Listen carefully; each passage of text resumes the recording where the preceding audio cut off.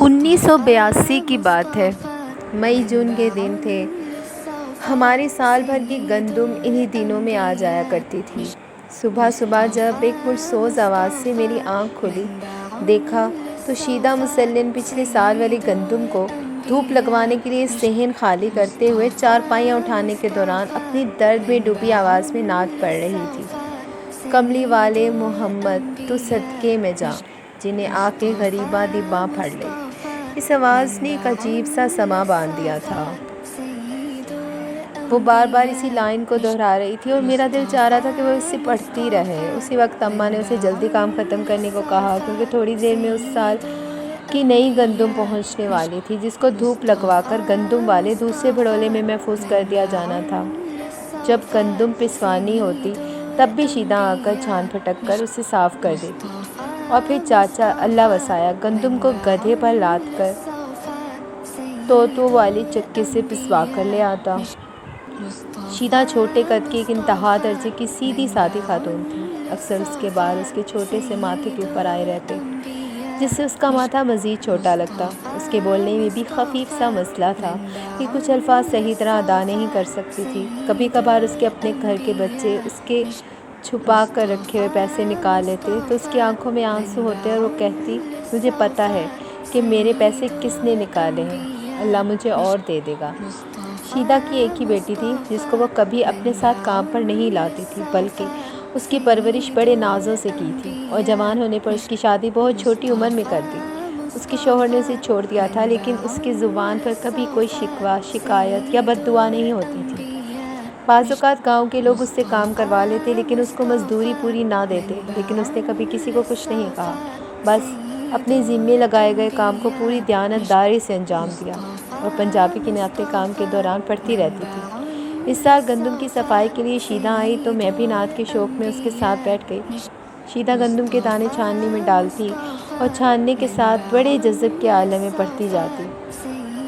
تیری خیر ہووے پہرے دارا، روزے دی جالی چم لین دے، اسا ویکھنا ای سونے دا نظارہ، روزے دی جالی چم لین دے۔ ساڈے اللہ نے اے دن وکھائے، ایتھے ڈیرے غریباں نے لائے، ایتھے رب دا حبیب اے پیارا، روزے دی جالی چم لین دے، تیری خیر ہووے پہرے دارا، روزے دی جالی چم لین دے۔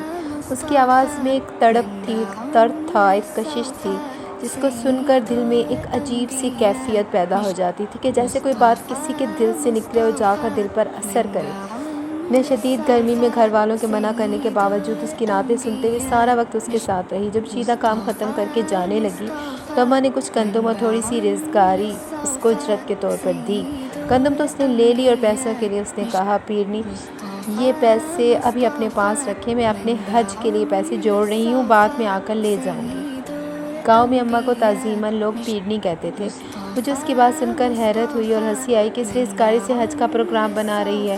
انہی دنوں میں میری پھوپھی زاد بھائی، جو اسکواڈرن لیڈر تھے، ان کی ڈیپوٹیشن آ گئی اور وہ سعودیہ جا رہے تھے۔ اس وقت ان کے تینوں بچے ابھی چھوٹے تھے اور انہیں اپنے ساتھ کسی ملازمہ کی ضرورت تھی۔ ادھر ادھر سب سے کہہ رکھا تھا کہ کوئی مناسب عورت نظر میں ہو تو ہمیں بتائیں۔ کچھ دنوں کے بعد سنا کہ شیدا کا پاسپورٹ اور ضروری کاغذات تیار ہو رہے ہیں اور اس نے جانا ہے بھائی انور کے ساتھ۔ ہم سب حیرت میں تھے کہ پاکستان سے باہر جانا ہے اور ایک ایسی عورت کو ساتھ لے کر جا رہے ہیں جس کو اپنا نام تک پڑھنا نہیں آتا۔ ان دنوں ایسا اتفاق ہوا کہ آپی سعیدہ کسی فوتگی پر گاؤں آئیں تو لوگوں نے ان سے پوچھا، آپ اس شیدا کو کیوں ساتھ لے کر جا رہی ہیں؟ کسی اور عقل مند و سمجھدار خاتون کو ساتھ لے کر جائیں نا، جو وہاں آپ کے بچوں گھر کی اچھی طرح دیکھ بھال کر سکے۔ میں بھی ان کے مزید قریب ہو گئی تاکہ ان کا جواب سن سکوں۔ آپی سعیدہ نے کہا، نہیں، مجھے سیدھی سادھی عورت ہی چاہیے، اور شیدا بالکل ویسی ہے جیسی مجھے چاہیے۔ اللہ نے شیدا کے دل کی آواز سن لی تھی۔ اس کا بلاوا حضرت محمد صلی اللہ علیہ وآلہ وسلم کے دربار میں ہو چکا تھا۔ وہ بھی بڑے نصیبوں والے ہوتے ہیں جن کی اللہ سن لیتا ہے، اور وہ بھی بڑے نصیبوں والے ہوتے ہیں جنہیں اللہ کسی کا وسیلہ بنا دیتا ہے۔ اللہ نے بھائی انور اور سعیدہ آپی کا وسیلہ بنا دیا تھا تو اب وہ کیسے کسی اور کا انتخاب کر سکتے تھے؟ جلد ہی کاغذی کارروائیاں مکمل ہوئیں اور شیدا سعودیہ پہنچ گئی، جس کے حج کی خواہش پر لوگ ہنستے تھے، جس کی نعتیں سن کر اس پر ترس آتا تھا اور آنکھوں میں آنسو آتے تھے۔ وہ غریب ہے، آسرا اللہ کے پیارے حبیب کے ملک میں پہنچ گئی۔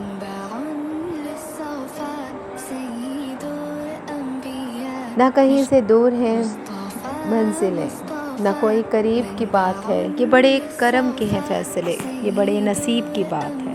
بس یہ بات وہاں شیدا نے ایک سے زیادہ حج کیے، بہت مرتبہ اس کی حاضری حضرت محمد صلی اللہ علیہ وآلہ وسلم کے دربار پر ہوئی اور بہت مرتبہ اللہ کے مہمان بننے کی عزت نصیب ہوئی۔ آپ ہی سیدہ بتاتی ہیں، ایک مرتبہ صحن کعبہ میں ہم لوگ بیٹھے تھے اور شیدا غالباً حجر اسود کے بوسے کے لیے جانے کے لیے مجھے بار بار کہہ رہی تھی اور میں نے اسے سختی سے منع کیا۔ اس وقت اچانک کسی نے میری کمر پر ڈنڈا رسید کیا۔ میں نے دیکھا تو ایک ڈیوٹی پر موجود سپاہی کھڑا مجھے غصے سے گھور رہا تھا۔ پھر اس نے شیدا کو اشارے سے اٹھایا اور اسے اپنی نگرانی میں حجر اسود پر لے کر گیا اور اسے اشارے سے سمجھایا اب جتنے مرضی بوسے لو، اور پھر وہ حجر اسود سے لپٹ گئی اور خوب بوسے لیے۔ آپ ہی سیدہ مزید بتاتی ہیں کہ میں اس کے نصیب پر رشک کر رہی تھی کہ مجھے تو ڈنڈے پڑ گئے اور اس پر اللہ کو اتنا پیار آیا کہ اسے بڑی عزت کے ساتھ حجر اسود پر بوسے لینے نصیب ہوئے۔ اس کی وفات غالباً 1995 میں ہوئی۔ اس وقت تک میں اپنے بچوں اور گھرداری میں مصروف ہو چکی تھی، اس لیے اب گاؤں جانے کا موقع کم ہی ملتا تھا۔ لیکن اللہ کی کرنی ایسی ہوئی کہ عین اسی دن میرے شوہر کے پھوپھی زاد بھائی کی فوتگی کی وجہ سے ہم سب لوگ گاؤں میں تھے۔ جب گاؤں کی مسجد میں اعلان ہوا کہ شیدا کا انتقال ہو گیا ہے اور 5 بجے جنازہ ہوگا، تب جتنے لوگ ہمارے ایک رشتہ دار کے جنازے کے لیے اکٹھے تھے ان سب نے شیدا کا بھی جنازہ پڑھا۔ مجھے یاد ہے وہ اوائل سپٹمبر کا ایک اچھا خاصا گرم دن تھا۔ جو ہی اس کا جنازہ اٹھایا گیا، ایک بادل کا ٹکڑا اچانک آیا اور اس نے میت کے اوپر چھاؤں کر دی۔